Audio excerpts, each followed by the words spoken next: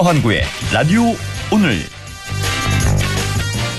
여러분 안녕하십니까, 허환구입니다. 오늘도 여전히 무더운 하루였는데요. 극한 호우와 무더위에 이어서 이제는 태풍을 걱정해야겠습니다. 제6호 태풍 카눈이 북상 중입니다. 중국으로 향할 것으로 예상됐지만 진로를 바꾸면서 우리나라를 향해 북상 중인데요. 모레 9일부터 태풍의 영향권에 들 것으로 예상됩니다. 현재 부실 논란인 세계 스카우트 잼버리 대회도 태풍 북상 소식에 조기 철수 결정이 내려졌다고 하죠. 태풍 카눈은 10일 오전 3시 부산 해상에 근접해서 한반도를 관통해 북진한 후 주말쯤 온대 저기압으로 성질이 변할 것으로 예상됩니다. 모레부터 비가 내리고 순간 풍속이 시속 70km가 넘는 강풍이 부는 곳도 있겠습니다. 아직 수해 복구도 마무리가 덜 된 상황인데요. 하지만 그렇다고 소홀히 해서는 안 되겠습니다. 태풍에 철저히 대비해야겠습니다. 8월 7일 월요일 라디오 오늘 광고 듣고 시작합니다. 차도 그렇고 가전도 바꿀 때가 됐는데 좋은 방법이 없을까? 있습니다. 이 모든 혜택을 KG 모빌리티에서 토레스 탄생 1주년 기념 특별 한정 차량 구매 시 빔 프로젝터, 건조기, 식기세척기, 로봇 청소기 중 하나를 추가 증정. 그리고 선수율 없는 무이자 혜택도. 8월 토레스 구매의 최고의 기회. 지금 KG 모빌리티 전 시장에서. 파견 아닙니다. 우리 나이엔 재산 물려주는 게 걱정이죠. 이럴 땐 상속을 내 뜻대로. 하나은행 리빙 트러스트. 10년 이상의 신탁 노하우, 전문가의 맞춤 상속 설계. 원금 손실에 유의하시고 투자 전 설명을 청취하세요. 하나 리빙 트러스트를 검색해보세요. 한 번에 합격! 해커스로 가자! 해커스 공무원 합격! 해커스 공인중개사 합격! 해커스 세무회계도 합격! 한 번에 합격! 해커스 한 번에 합격! 해커스. 네, 라디오 오늘 월요일 순서 시작합니다. 1부 꼭 알아야 할 우리 지역 뉴스 시원하게 정리해보는 시간이죠. 양승진의 슬기로운 뉴스 생활 함께 하시겠고요. 2부 이슈 오늘에서는 수해 복구 현장에서 큰 역할을 하고 있다고 합니다. 잠시 후 경북 안전기동대 류재용 대장을 연결해서 얘기 나눠보겠습니다. 이어서 국립안동대학교 사학과 안상준 교수를 연결해서 안상준의 세상 읽기도 함께 하겠습니다. 라디오 오늘 생방송 놓치신 분들은 유튜브로도 다시 들으실 수 있습니다. 많은 애청 바랍니다.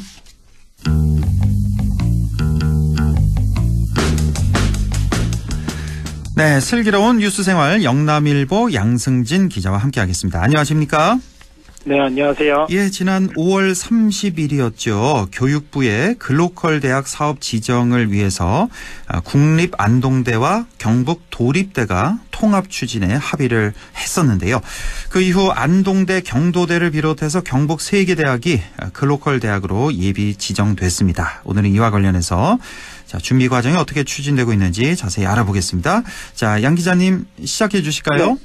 네, 말씀하신 것처럼 지난 5월 30일에 국립안동대, 경북도립대가 통합 추진을 위한 합의서를 체결을 했습니다. 합의서에는 이제 양 대학이 통합 상승 효과를 극대화하기 위해서 캠퍼스별 특성화 추진, 지역 거점 통합대학으로서 국가 균형 발전과 지역 상생 발전에 핵심적인 역할을 수행한다는 내용을 담았습니다. 네. 이제 협약이 체결되면서 두 대학은 2025년 2월 28일까지 통합과 관련된 모든 절차를 완료하기로 했습니다. 통합 완료는 25년 2월 28일, 그 학기 시작하기 전에 25년. 네. 예. 그 통합추진위원회 구성도 이제 합의를 마쳤고, 네. 이후에 이제 교육부가 발표한 글로컬 대학 예비대학으로 선정되는 쾌거를 올렸습니다. 네.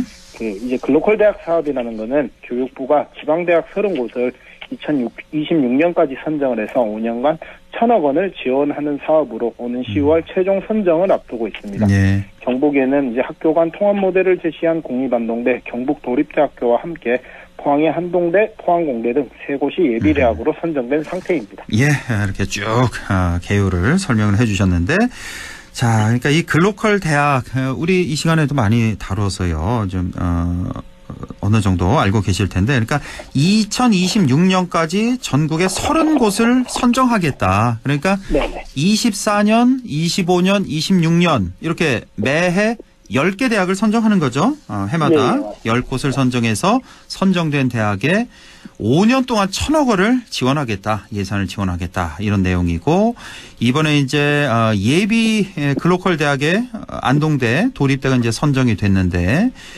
여기 말고도 이제 포항에 있는 한동대와 포항공대 이렇게 해서 경북에 모두 3곳이 예비 대학으로 선정이 됐다라는 말씀이시네요. 자, 일단은 포항에 2곳이고 안동에 1곳이니까요. 예. 여기서 안동대 선정 가능성이 좀 높지 않을까요? 만약에 이제 2곳만 선정이 된다면 물론 뭐 3곳 다 되면 좋은데 만약에 2개 정도로 추려진다 경북에서 이게 사실상 지역 안배는 없는 걸로 지금 그런 거 없습니까? 저는 이제 예비 선정을 할 때도 대구에 있는 대학들은 하나도 안 되는 걸 봤을 때 옛 지역 안배라던가 이런 부분들은 작용하지 않을 것 같고 이런 것들을 기대하기보다는 최대한 빨리 선정될 수 있도록 하는 게 가장 중요하지 않을까 싶습니다. 그렇군요. 그러니까 대구에 대학이 많잖아요. 거기도 네네. 하나도 선정이 안 됐고 그러니까 대구 경북에 모두 3개가 예비 지정됐는데 다 경북에 있는 대학입니다. 경북에 있는 3곳이다.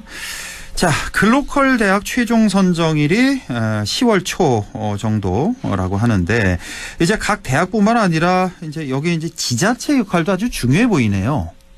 네, 이 경상북도는 글로컬 대학 예비 대학으로 지정된 지역의 4개 대학 3개 모델에 본 지정을 위해서 민간 협력 TF 체계를 이제 구축하기로 했는데요. 예. 지난 4일날 이제 안동에서 글로컬 대학 민간 협력 TF 출범식을 겸한 회의를 열었고요.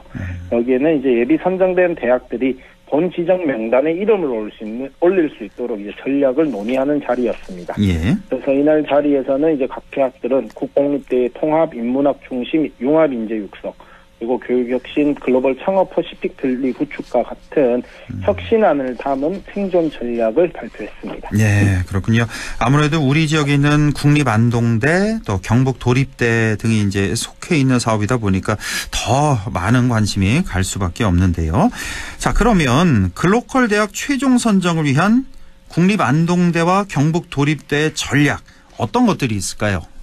안동대와 경북 도립대는 한국국학진흥원과 함께 경북의 전통문화재의 연구 역량을 부각시키는 한편 미국 유럽의 한국문화센터 설립 계획을 구상을 하고 있습니다. 네. 경북의 경우에는 수많은 인문문화재를 많이 보유하고 있는 만큼 이를 활용하거나 또 국학진흥원이 소장하고 있는 자료를 통해서 이것들을 이제 영상화하는 방안 등도 계획을 하고 있는데요. 네. 쉽게 이야기를 하면 이제 차별화된 K 콘텐츠 그 중에서도 인문 자원을 활용을 해서 글로컬 대학 사업 선정에 나서겠다 이런 계획입니다. 그러니까 안동대 도립대의 전략은 그냥 한마디로 하자면 이제 인문 자원을 잘 활용하겠다. 그렇죠. 이게 이제 전략이 되겠습니다.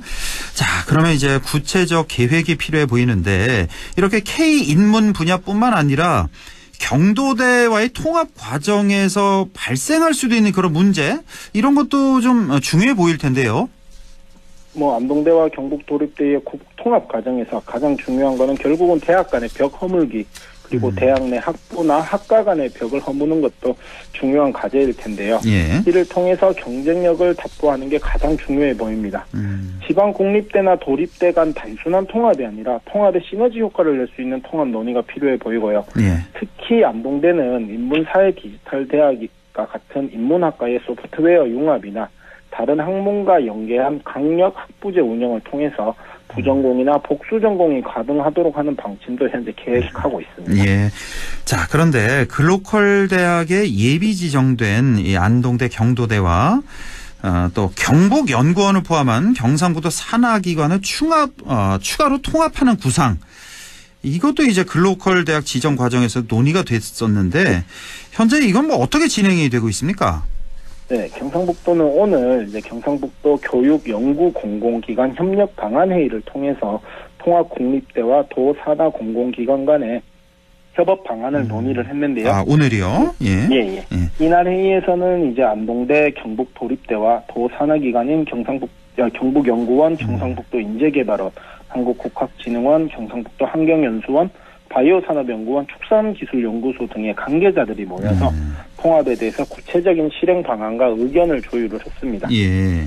각 산하기관의 직원들은 안동대와 경북 도립대가 통합하는 통합국립대의 관련 학과와 공동 연구를 하거나 또 대학의 겸임 교수로 출강하는 등 양측의 협업 발판을 만드는 데 중점을 뒀다고 하는데요. 예. 또 산하기관이 구축이 되는 만큼 대학원이나 대학원의 학과 설립 방안 등도 검토를 했습니다. 그러니까 그 산하기관이 주축이 되는 대학원, 뭐 대학원 학과 설립 여기까지. 그러니까 뭐 그 통합 국립대와 경상북도 산하기관이 그러니까 완전히 통합한다 그 얘기가 아니라, 그러니까 통합 국립대에서 뭐 공동 연구를 한다거나. 뭐 겸임 교수 역할을 한다거나 이런 의미의 이제 통합을 말씀하시는 거군요. 네. 자, 도 산하기관이 이렇게 통합 국립대와 이제 손을 잡게 되면 뭐 효과가 클 것으로 기대가 되는데요. 뭐 어떤 효과 예상해 볼 수 있을까요? 당장에 이제 안동대와 경북 도립대가 통합하는 통합 국립대 입장에서는 교육이나 연구의 질을 크게 높일 수가 있게 됩니다. 네. 그 경상북도 산하기관에 근무하는 박사급 직원들만 해도 한 150명이 넘거든요. 그래서 대학이 이 150명이 넘는 박사급 직원들을 겸임 교수로 임용을 한다고 하면 산하기관에 이제 전문성이 있는 뭐 인문학이라든가 바이오, 농업 분야에 대해서 특화된 대학으로서 이제 통합 국립대가 경쟁력이 훨씬 높아질 것으로 보고요. 또 올해 초에 이제 대구 경북연구원에서 분리해서 대구에서 도청 신도시로 이제 경북연구원이 왔는데 그 우수 인재 채용에 아무래도 이제 어려움을 겪고 있거든요. 그러다 보니까 그 경북연구원의 직원들에게 이제 겸임 교수의 길이 열리게 되면 인재 수급도 훨씬 수월하지 않을까 이런 기대감도 적지 않습니다. 또 경북연구원의 입장을 봤을 때는 국립대로 편입이 되면 국가 사업을 수행을 할 수 있게 되고 그러면 연구 대상 폭도 넓어질 것으로 기대를 하고 있고요. 이것 외에도 이제 경북도가 추진하고 있는 하회 과학자 마을, 이제 은퇴한 과학자들을 위한 연구단지인데 이게 뭐 이곳에 머물게 되는 은퇴 과학자들을 활용할 수 있는 길이 더 넓어지지 않을까 이런 기대도 적지 않습니다. 그렇군요. 뭐 여러 가지. 그러니까 뭐 대학 입장에서 이제 연구의 질도 높일 수가 있고 또 경북연구원 입장에서는 인재 수급이 수월해지지 않을까. 이제 겸임 교수의 길이 열리니까 뭐 이런 등등의 어떤 효과 기대해 볼 수 있다는 말씀이시고. 자, 이제 결국은 앞으로 통합하는 이제 국립대에 경상북도 산하 각 기관이 편입이 될 수 있을지 없을지. 자, 과연 이 구상대로 그게 현실화될지 이게 쟁점이 되겠네요. 당장에는 뭐 도 산하기관이 이제 공립화되는 게 뭐 넘어야 할 과제는 많습니다. 국가직 정원을 늘리기 위해서는 법이나 조례, 시행령을 개정을 해야 되고 기획재정부의 예산 승인도 필요하거든요. 그런데 이제 안동대와 경북대와 통합 논의와 같이 도 산하기관과 국립기관 간이 통합 국립대 형태이기 때문에 전혀 다른 인사나 조직 체계가 있어서 이것도 이제 조율이 또 필요해 보입니다. 그래서 이제 경상북도는 위탁 운영이라는 가도기는 불가피할 것으로 보고 있거든요. 대신에 기대 효과가 매우 크기 때문에 일부 산하기관을 이제 공립화할 수 있는 방안도 살펴보고 있습니다. 그래서 이제 구체적으로 나온 안이 통합 국립대가 이제 출범을 하게 됐을 때 그 조직에 도 산하 공공기관을 관리할 수 있는 부총장직을 신설을 해서 대학이 각 기관을 기존 상태로 위탁 운영을 하면서 그 효과를 이어나갈 수 있도록 하겠다 이런 구상을 갖고 있습니다. 그 지방대학의 위기가 어제 오늘이 아니고 또 이 위기를 극복하기 위한 대안으로 이제 글로컬 대학 사업을 비롯한 통합이라든가 뭐 폐합도 추진이 되고 있거든요. 그래서 단순한 통폐합이 아니라 가장 중요한 거는 시너지 효과를 얻을 수 있는 방향을 하는 통합 방안이 가장 중요해 보이고요. 또 안동대나 경북 도립대의 경우에는 10월까지 효과적인 전략을 수립을 해서 일단은 반드시 글로컬 대학에 최종 선정되는 게 가장 중요해 보입니다. 이제 10월 초라고 했으면 한 두어 달 정도 이제 이렇게 하루하루 시간이 다가오고 있는 그런 상황입니다. 이 글로컬 대학이라는 게 이제 선정되는 것과 안 되는 게 정말 차이가 크지 않겠습니까? 이게 일단 예산이 어마어마하다 보니까 뭐 5년간 1,000억 원, 매년 이제 200억 원이라는 어마어마한 예산이 이제 왔다 갔다 하는 그런 거니까. 좀 준비를 확실히 해서 잘해서 글로컬 대학에 선정되기를 저희도 함께 기원하겠습니다. 우리 양 기자님 어떻게 보십니까? 가능성? 최종 선정? 최종 선정. 아까도 말씀드렸지만 뭐 지역 안배는 없을 것 같고요. 대신에 뭐 이제 지금 여러 준비를 하고 있고 이 글로컬 대학 사업 자체가 이제 뭐 지방 그 윤석열 정부의 뭐 국정 운영 비전이라는 지방시대 이거랑 발맞춰서 가는 거라서 경상북도가 지금 뭐 민선 8기 출범하고 지방시대 이야기를 계속하고 있기 때문에 지금까지 기존에 해오던 대로 준비를 하고 거기에서 아까 말씀드렸던 것처럼 통합에 이제 시너지를 낼 수 있는 방안들을 더 많이 발굴을 한다면 세 곳 다 가능성이 있지 않을까 이런 세 곳 다. 들거든요. 예, 그렇군요. 예, 저는 일단은 안동대는 될 것 같아요. 왠지 느낌에 뭐 지역 안배 안 한다고 하는데 뭐 이게 지금 취지가 지방대학 살리기 아니겠습니까? 그렇죠. 예, 그러니까 경북에 이제 점점 쇠퇴해가는 경북에 한 곳 정도는 둬야 될 것 같고 포항에 비해서 더 좀 문제가 심각하니까 네네. 포항에서 한 곳 정도 이 정도 되지 않을까 저는 좀 그렇게 예상이 되는데 뭐 물론 세 곳 다 되면 좋겠죠 우리 경북 차원에서. 예. 그렇죠. 자 결과 좋은 결과 또 기대를 해보겠습니다. 지금까지 영남일보 양승진 기자와 함께했습니다. 고맙습니다. 네, 고맙습니다. 네, 라디오 오늘 잠시 후 2부에서 뵙겠습니다.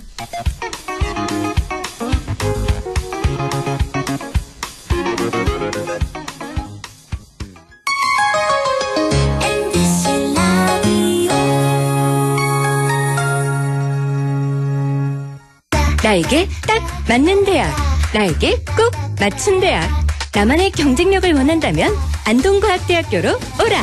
시대에 딱 취업중심 실전학과, 학생의 꼭 현장중심 실무교육, 취업에 맞춤, 내 꿈에 맞춤. 나의 드림핏 안동과학대학교. 오늘도 안전하게 음주운전 예방수칙 알려드립니다. 첫 번째, 술자리가 예정된 경우 미리 귀가 방법을 정하고 차는 가져가지 않는 것이 안전합니다. 두 번째, 음주 후 자전거나 전동 킥보드를 이용하는 것도 음주운전 처벌 대상에 포함됩니다. 세 번째, 과음을 한 다음 날에는 대중교통을 이용해 주세요. 숙취 음주운전 역시 처벌 대상입니다. 네 번째, 음주운전을 방조하는 경우에도 3년 이하의 징역형 또는 1,000만 원 이하의 벌금형에 처해질 수 있습니다. 적극적으로 말려주세요. 위험한 음주운전 미리 예방하여 소중한 생명을 지켜주세요.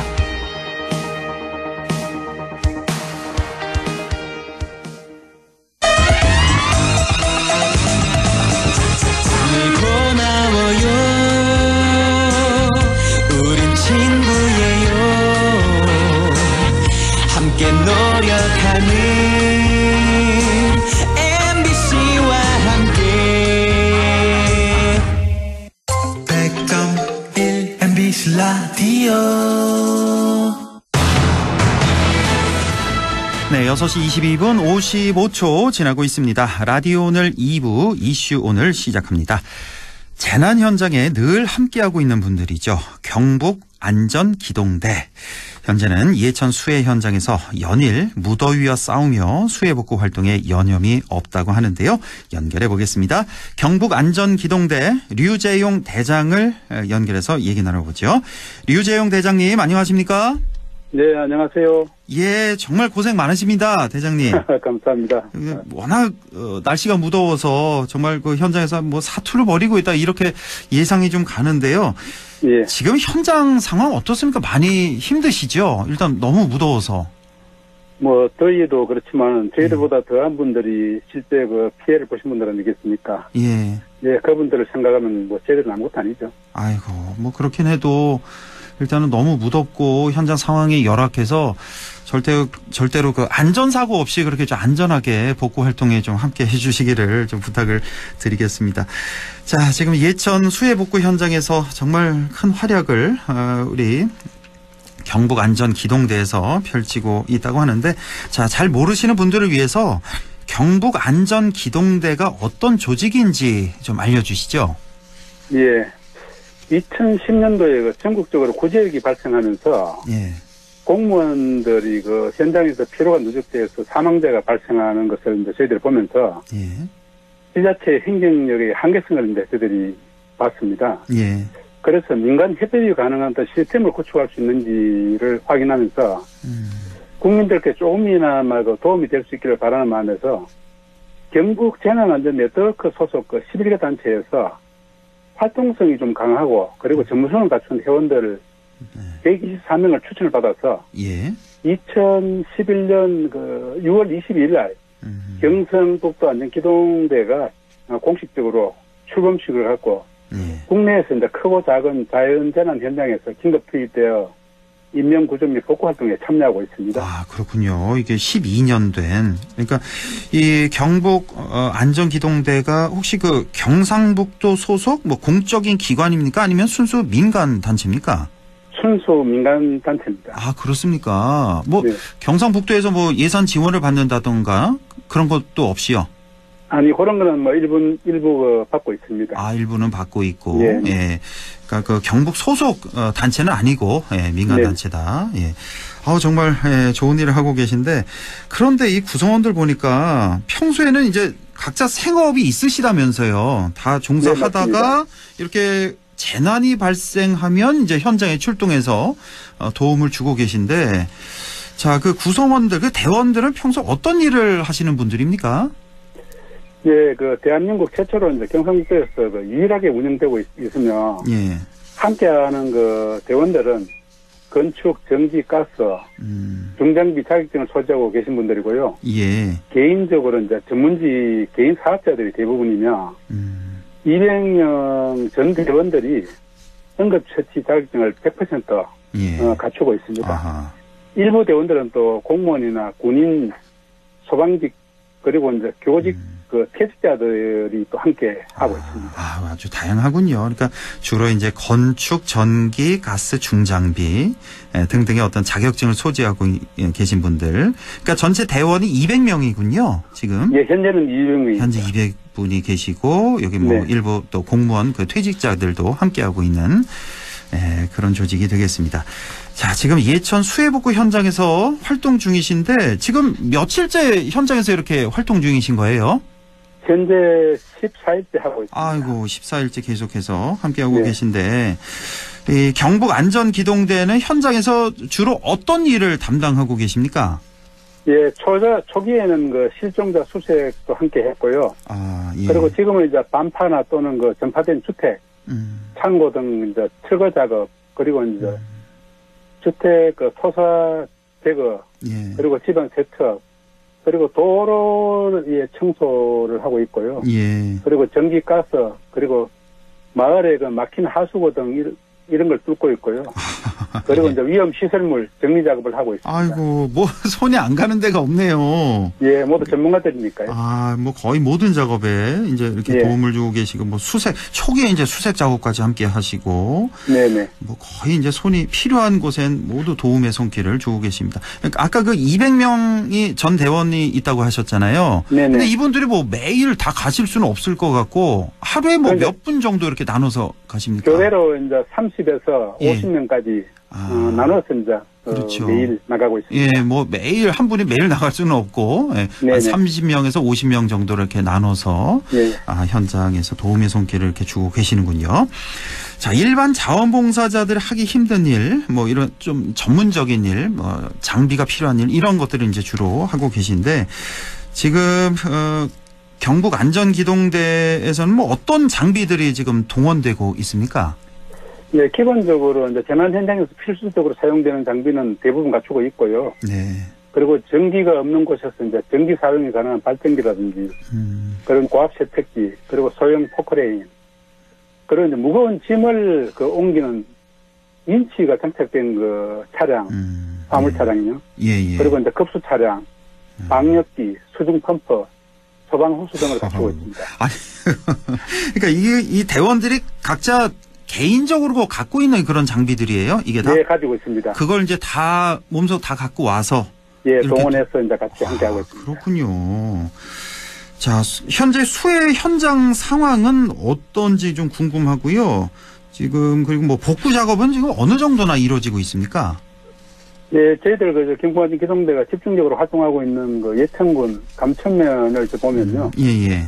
피해 주택과 주민들 여성 생활과 밀접한 그 주변 시설들은 상당수 이제 정리가 된 상태이고요. 예. 아직까지 그 대형 중장비가 필요로 하고 있는 작업들은 아직 현재 진행 중에 있습니다. 예. 그리고 특히 이제 우리 그 비닐하우스와 과수원 등을 그 복구를 하는데 아직도 시간이 많이 필요를 하고 있고, 그러니까요. 그 봉사자들도 많이 필요를 하고 있습니다. 그 농지 그 원래대로 복구하는데 이것도 워낙 또 피해지가 많아서요. 넓어서 네. 광범위해서. 그 우리 대장님이 현장에서 보시기에 어떻습니까? 이 수해가 있기 전 상황으로 완전히 100% 복구하는 데는 얼마나 더 걸릴까요? 대략적으로. 2, 3년 정도는 걸려야 되지 않을까. 뭐 몇 달도 아니고 네. 2, 3년 있어야. 예. 그리고 항구적인 복구는 뭐 그보다 더 시간이 걸리지 않겠습니까? 그 정도입니까? 네. 예. 주로 이제 기동대에서는 예천군 감천면을 이제 집중적으로 네. 이렇게 활동을 하고 계시는 거군요. 예. 네. 거기 주민들이 정말 고마워하시죠? 우리 대원들 보시면. 그럼요. 뭐 시원한 수박도 많이 썰어오시고, 그래요. 예. 교회 같은 데서 나와가지고 저희들께 또 뭐 많은 시원한 음료도 갖다 주시고 이럽니다. 아이고, 그렇군요. 예. 자, 무엇보다 뭐 초기에도 말씀드렸지만 이제 무더위가 정말 걱정인데 이 온열 질환 발생 우려 같은 것도 많이 되고 감염병 발생도 좀 걱정이 많이 되고 현장 활동에서도 뭐 주의해야 할 것 같은데요. 어떻습니까? 네, 현장에서 이제 수시로 감염병 차단을 위한 그 방역을 하고 있고요. 예.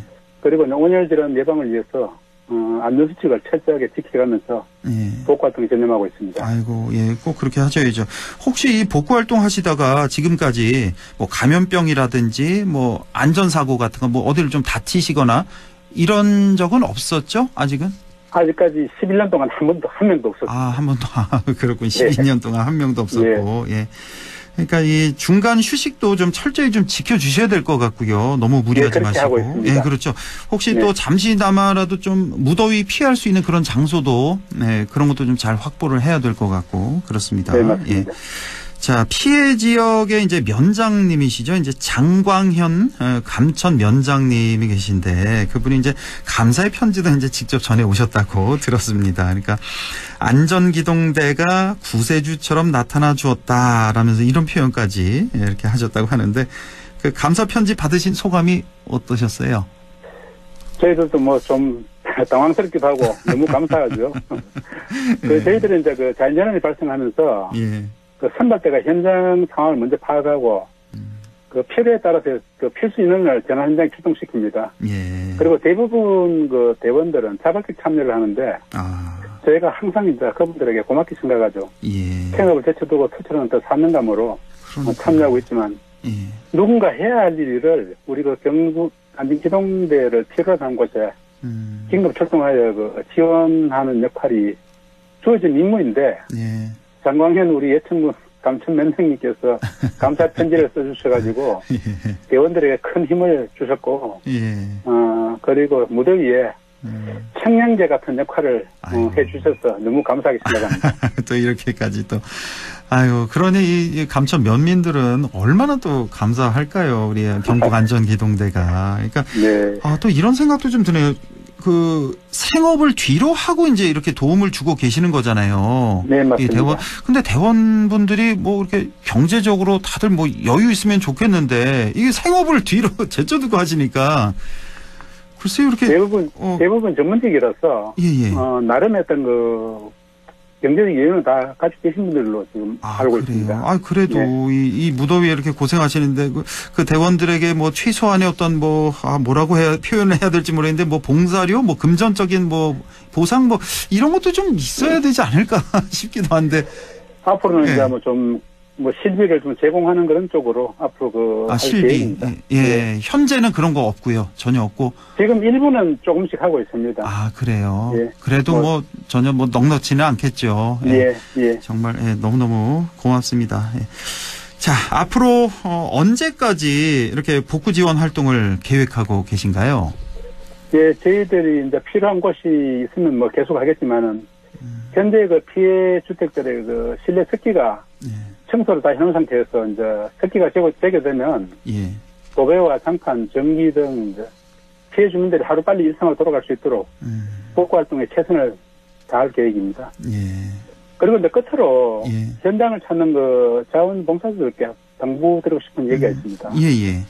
봉사 시간이 있을 때 그리고 경제적 여유가 있을 때 하는 것이 봉사가 아니고 누군가 필요로 할 때 그 피해 주민들 곁에 다가갈 수 있는 그런 분들이 진정한 봉사자가 아닌가 생각을 합니다. 특히 이제 우리가 저희들 경북기동대에서는 어느 곳이든 필요한 곳이 있으면 언제든 달려가겠습니다. 아이고, 예, 정말 경북안전기동대 우리 대장님의 말씀 너무너무 고맙고 참 감동적이고 송구스럽기까지 합니다. 예. 정말 너무너무 감사하고요. 아무쪼록 뭐 앞으로 며칠, 뭐 몇 달 더 하실지 모르겠습니다만은 안전사고 절대 없이 그렇게 온열 질환 또 주의하시면서 이렇게 도움의 손길 보내주시길 바랍니다. 예. 자, 지금까지 경북안전기동대 류재용 대장과 함께했습니다.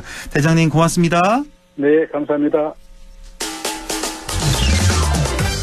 라디오 오늘에서는 청취자 여러분의 참여를 기다리고 있습니다. 우리 지역에서 발생한 사건 사고 소식이나 함께 토론하고 싶은 내용을 안동 MBC 홈페이지 라디오 오늘 게시판에 올려주시기 바랍니다. 전화와 문자 참여도 하실 수 있습니다. 전화는 851국에 7191번, 문자는 샵 0913번으로 보내주시면 됩니다. 문자는 단문 50원, 장문 100원의 정보 이용료가 있습니다. 여러분의 많은 참여 바랍니다.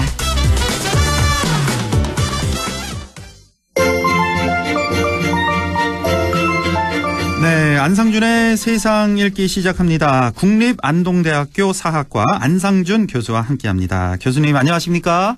네, 안녕하세요. 예, 제가 주말에 이렇게 조금 예상을 해봤는데 오늘 월요일에 우리 안상준 교수님이 잼버리 아니면 그 흉악범죄 소재를 갖고 오실 것 같다 이런 예상을 좀 했는데 이 잼버리 소식 준비하셨네요. 네. 예, 참 할 얘기가 많죠. 이 잼버리 대회. 너무 한심해가지고요. 제가 어이가 없습니다. 어이가 없으세요? 뭐. 네. 왜 그렇게 생각하세요? 제가 뭐 단도직입적으로 얘기해서 이건 진짜 단군 이래 최대의 국가 망신입니다. 그 정도로 생각하십니까? 예. 어쨌든 오늘 좀 제가 말씀드릴 걸 좀 소개를 하면은 지난 8월 1일부터 부안 새만금 일대에서 세계 잼버리 대회가 열리고 있는데 이게 지금 정말 그 예상치 못한 파행을 겪고 있습니다. 그래서 8월 2일 날 개영식이 열리자마자 온열 질환 환자가 쏟아져 나오고 또 계속해서 위생 상태 관리 부실 예의가 나오고 이런 문제 때문에 최대 인파를 참가했던 영국 그리고 미국 이런 나라들이 벌써 퇴영을 했어요. 그렇습니다. 예. 그런데 그 사람들이 워낙 많아가지고 참 정말 거의 20%에 가까운 인원이 벌써 빠져나가고 이렇게 되니까 이제 정부에서 당황해가지고 8월 6일이죠 어제 이상민 행정안전부 장관이 브리핑하면서 이런 얘기를 하셨어요. 어떤? 대회 전반부에 준비 부족으로 상당한 어려움이 많았지만 2배, 3배 이상의 재정 인력을 동원해서 이제 아무런 불편도 없이 대원들이 무사히 복귀할 수 있도록 모든 노력을 다하겠다. 처음부터 이렇게 하셨어야지. 만시지탄이죠, 정말. 너무 안타깝네요. 그렇죠. 예. 그래서 이제는 대회가 뭔가 한국을 소개하고 이런 것보다도 오히려 이제는 무사히 대원들을 복귀시키는 게 이제 목적이 돼버린 그런 상황이 돼버렸어요. 어쩌다 이렇게 한심한 지경이 됐는지 오늘 몇 가지 한번 원인을 짚어보려고 합니다. 그렇군요. 그래서 원래 이제 참가 대원이 한 4만 3천여 명 정도였는데 그렇죠. 현재 남아있는 인원이 한 3만 6천여 명 있고 그리고 또 내일부터 내일이죠. 이제 내일 하루에 전원을 다 이제 수도권으로 대피시키겠다 그런 속보도 좀 들어와 있는 상황입니다. 대회의 의미가 반감되잖아요. 그러니까요. 거의 없어지는 거잖아요. 그러니까 여기다가 지금 여러 가지 어려움 일주일 내내 있었는데 또 태풍까지 올라와서 새만금이라는 새로운 공간을 소개하면서 대한민국의 발전상을 소개하고 청소년들로 하여금 대한민국의 문화를 관심을 갖게 하고 이렇게 하려던 목적이 다 사라졌잖아요. 그러니까요. 정말 안타까운 상황인데 자 그러면 먼저 이 세계 스카우트 잼버리가 이게 어떤 행사인지 새만금 대회 개요도 좀 궁금하고요. 좀 쭉 소개를 좀 해주시죠. 저도 사실은 이 잼버리 대회가 열린다는 말만 들었지 별로 관심이 없다가 이번 일이 사태가 터지고 나서 한번 좀 살펴봤어요. 그랬더니 공식 사이트에 이렇게 지금 정리가 돼 있어요. 어떻게요? 잼버리 대회란 세계 스카우트 연맹이 4년마다 개최하는 전 세계적인 청소년 야영 축제 활동입니다. 라고 딱 정의를 해놨어요. 예. 그리고 이제 목적은 다양한 프로그램을 통해 문화 교류와 우애를 나눔으로써 청소년들이 세계 시민으로 성장하는데 기여하도록 도와주는 국제 행사입니다. 이렇게 되어 있습니다. 그러니까 얼마나 숭고한 목적을 가지고 있어요. 그러니까 청소년 야영 축제군요. 한마디로 잼버리라는 네. 게 전 세계가 함께하는 그러니까 문화 교류 또 우애를 서로 나눈다. 네. 여기에 이제 목적이 있는 건데. 제가 볼 때는 중요한 거는 세계 시민으로 성장하는데 기여하도록. 예예. 여기 아주 중요한 방점이 찍혀 있고 대한민국의 청소년들도 세계 시민 속에서 살아갈 수 있도록 이런 기회를 마련해 준다는 거죠. 그렇군요. 예. 그래서 이렇게 대회 그 유치 과정을 살펴봤더니 예. 그것도 이제 거기 공식 사이트에 있는데 지금으로부터 딱 6년 전 2017년 8월에 예. 아제르바이잔에서 열린 세계 스카우트 총회에서 제25회 그러니까 2023년 스카우트 잼버리 대회는 한국에서 열립니다. 이렇게 됐던 거고 예. 이번 대회의 주제는 너의 꿈을 펼쳐라 이런 겁니다. 아, 그렇군요. 대회 유치 결정된 게 문재인 정권 하에서가 아니군요. 그러니까 박근혜 정권이네요. 아니죠. 17년. 문재인 정부가 들어선 직후죠. 17년 5월에 들어섰죠. 문재인 그렇죠. 정권이. 예. 직후에 이제 유치 결정이 됐다. 그러니까 대회 주제가 너의 꿈을 펼쳐라. 이제 청소년들을 향해서 하는 말이니까. Draw your dream이군요. 그러니까 꿈을 draw면 이렇게 그리다. 너의 꿈을 그려라. 이런 뜻이긴 거군요. 하지만 이제 널리 펼쳐라. 이렇게도 해석이 되고. 해석할 수 있죠. 너의 꿈을 펼치는 게 이제 이 잼버리 대회 주제가 되는데 이 주제가 좀 무색해졌고 안전 기환이 이제 목적이 된 이번 대회가 됐는데 자 그러면 이번 새만금 대회 파행 원인 여러 가지가 있을 수 있을 것 같습니다. 이제 어떤 걸 들 수 있을까요? 저는 하여튼 기본적으로 기후 요인을 들지 않을 수가 없어요. 우선은 너무 더워서. 동아시아의 이 무더위는 사실은 다른 대륙의 사람들에게는 견디기 어려운 더위입니다. 제가 미국에서도 살아봤고 유럽에서도 살아봤고 대륙을 다 돌아다니지 않았지만은 이 동아시아의 무더위는 사실은 다른 대륙 사람들은 견디기 어렵습니다. 그래요.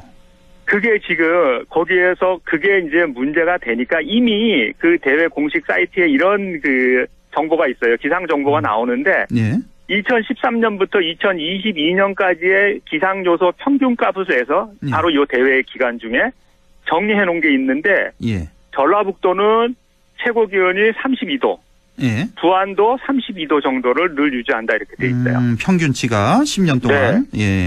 근데 문제는 상대 습도예요. 우리가 이제 더위를 느낄 때 습도가 높으면은 굉장히 불쾌하잖아요. 근데 이제 여기 상대 습도에 전라북도는 80, 부안은 78 이렇게 돼 있는데 이거는 불쾌 지수가 이렇게 높다는 얘기예요. 굉장히 높죠. 네.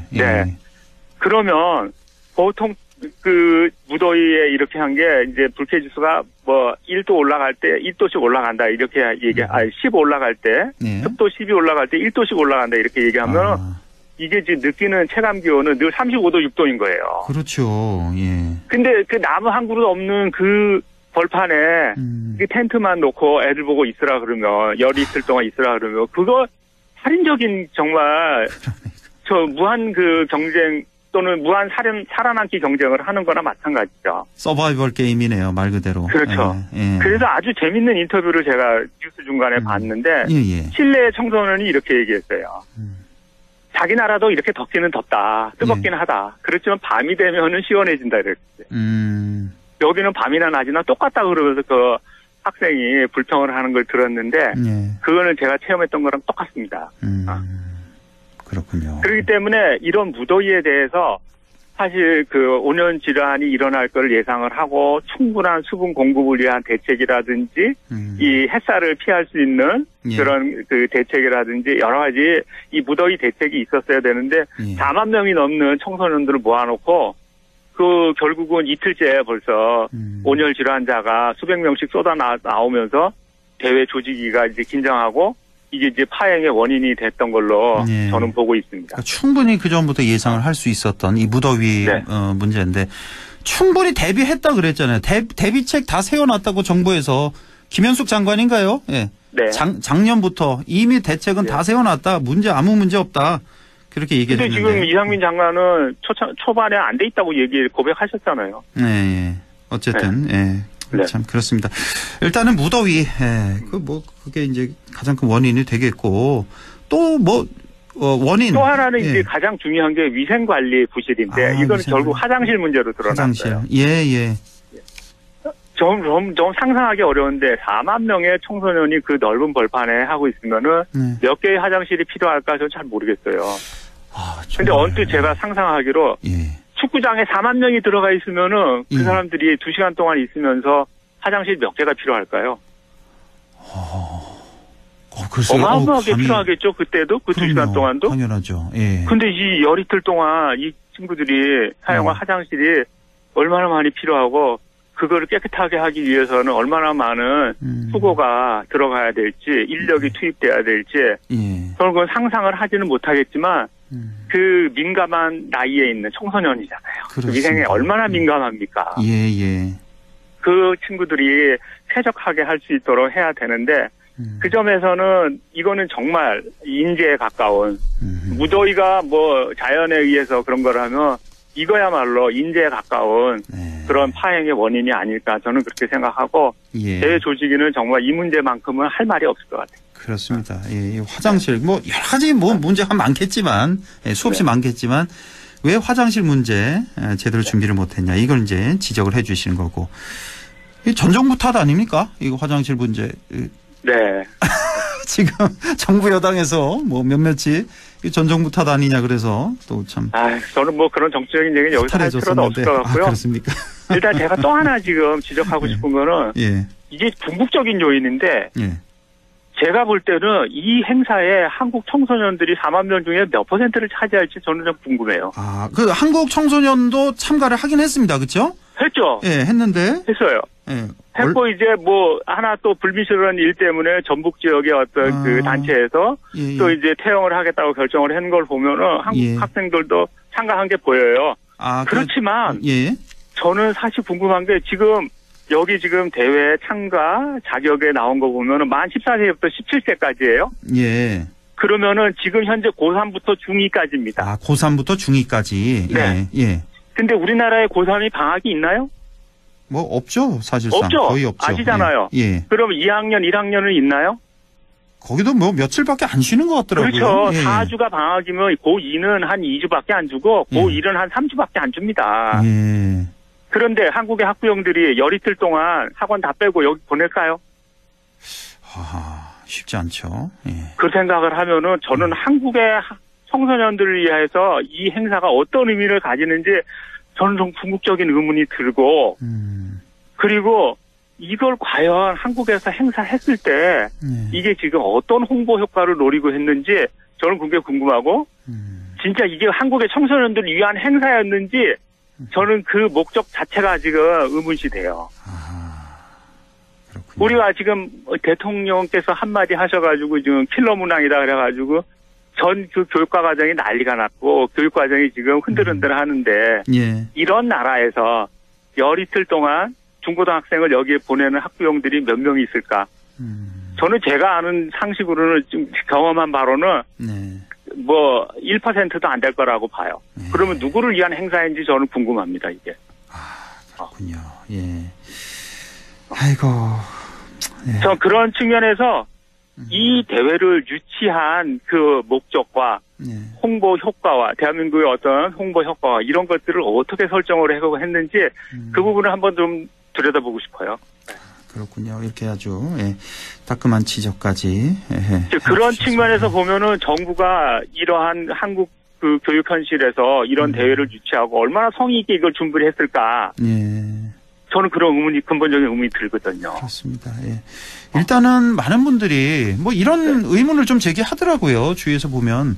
아니 왜 1년 중에 그 많은 날 중에 제일 무더운 날 또 제일 네. 또 휴가철이고 뭐 네. 왜 8월 초순 이때를 잡았냐 이 얘기하는 분들 많고 그거는요. 왜 하필 새만금이냐 이 두 가지가 많더라고요 보면은. 그렇죠. 예. 제가 볼 때는 두 번째 문제 새만금은 예. 새만금이라는 새로 탄생한 공간을 어떻게 활용할지를 놓고 지자체하고 정부가 엄청나게 오랜 세월 동안 싸우고 있고 지금 시민단체하고도 싸우고 있잖아요. 예. 그런 과정에서 국제대회 하나 행사를 치러가지고 이 공간을 좀 이렇게 띄우고 싶었던 전북 지역, 전북 지자체장의 의지가 강하게 반영된 게 아닌가 그런 생각이 들고요. 예. 또 하나는 이 중간에 이 시기에 제가 이걸 대회를 할 수밖에 없었던 거는 예. 한국의 청소년들은 7월 중순부터 8월 15일까지 방학입니다. 방학 그렇죠? 때. 근데 지금 다른 나라 학생들은 5월부터 9월 초까지가 방학이에요. 3달 방학이에요. 예. 그 공집합을 따지면은 예. 이때밖에 할 데가 없습니다. 그런 거군요. 그리고 왜 7월에 못했냐? 7월은 장마예요. 예. 보통. 그렇죠. 예. 그러면 지금 8월 1일부터 12일까지 이걸 안 하면은 그 뒤에는 계약인데 어떻게 합니까? 그런 문제가 있군요. 구조적으로 그런 문제가 있어서 이 기간 중에 우리나라에서 했을 때는 할 수밖에 없는데.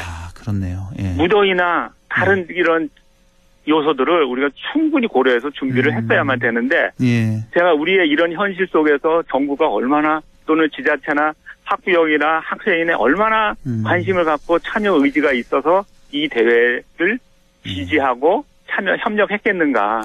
저는 그 점이 좀 의문입니다. 그러니까 이 시기가 왜 8월 초였냐, 왜 극성수기.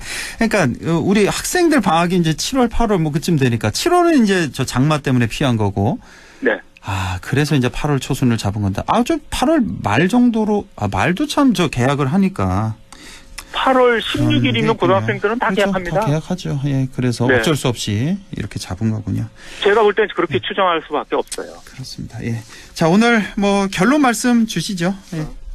어쨌든 이런저런 추론을 해보면은 이 가장 한국에서 동아시아에서 가장 뜨거운 시기에 이 청소년 국제 행사를 할 수밖에 없었는데 이 동안에 더위 문제라든지 더위에 따르는 위생 문제라든지 이런 거를 치밀하게 준비하지 못했다는 거는 지난 정부고 이번 정부고 특히 이번 정부 작년 5월에 출범해서 아무 문제 없다고 몇 차례 지금 작년 그 정기국회 때도 이게 질문이 나왔을 때 여가부 장관이 아무 문제 없다고 그렇게 대답을 한 거를 저도 언론에서 봤는데 그럼에도 불구하고 이런 그 파행이 이루어지면서 참 어이없는 대한민국의 국격을 떨어뜨리는 행사가 대로 말았고 제가 좀 걱정하는 건요. 여기에 온 4만 명의 국제 청소년들이 걔네들은 자라면서 한국이란 나라를 어떻게 생각할까. 그러니까 그 이미지 그게 중요한데. 걔네는 평생 죽을 때까지 한국에 대해서는 악담을 퍼붓지 않을까. 오히려. 저는 그게 제일 걱정이에요. 지난주에도 제가 대한민국의 국가 위신에 대해서 한번 다뤘지만은 이 문제는 그보다도 더 오랜 기간 동안 지금까지 우리가 경제성장이나 한류나 이런 걸로 쌓아놓은 국격을 다 깎아먹지 않았을까. 심하게 얘기하면. 저는 그런 우려가 듭니다. 그렇군요. 그러니까 그 전 세계 청소년. 그렇기 때문에 저는 이거는 조직이나 현 정부나 모든 관계자들은 국민 앞에 석고대죄하고 대통령은 우리 국민뿐만 아니라 전 세계 국민들에게 사과해야 됩니다. 그리고 공동위원장 세 분은 자진 사퇴해야 되고요. 환경부 장관, 행안부 장관, 문체부 장관 이렇게 공동조직위원장이죠. 당장 사퇴해야 된다. 이렇게까지. 저는 이러지 않으면 이건 진짜 국제적인 망신이 앞으로 두고두고 갈 겁니다. 그런데 이 정부가 보면은 고위직들은 책임을 묻지를 않아서요. 그렇죠. 지금 봐서는 그 왜 전라북도 뭐 그쪽 공무원들 또 그쪽에 또 책임을 전가시키지 않아요. 저는 얼마 전에 어느 정치 대담 프로에서도 봤지만 이 정부는 다 남 탓하는데 왜 정권을 잡았는지 모르겠어요. 지난 정부나 이번 정부나 대한민국 정부 아닙니까? 그러니까요. 지난 정부가 심판을 받아서 정권을 넘겨줬는데 왜 그 정부 탓을 그렇게 하는지 모르겠어요. 그리고 왜 받았어요, 그걸? 그렇게 탓할 거면 자신도 없는데 비겁하게? 그거를 지금 1년 3개월 이렇게 좀 보고 있는데 이 잼버리 대회까지 전 정권 탓을 하는 걸 보고서 정말 말이 안 나왔는데 알겠습니다. 비겁하고 무책임한 정부죠, 정말. 두고 보겠습니다. 어쨌든 이 잼버리 잘 좀 마무리되길 기원하면서. 어쨌든 저는 이제 마무리하면서 이번 대회에 참가했던 청소년들이 무사히 부모 품으로 돌아가기를 간절히 바라고 꼭 그래야 됩니다. 빨리 이 마음의 상처를 치유해서 대한민국에 다시 한번 돌아오는 날이 돌아오기를 간절히 바라겠습니다. 알겠습니다. 지금까지 국립안동대학교 사학과 안상준 교수와 함께했습니다. 교수님 고맙습니다. 네, 안녕히 계세요. 네.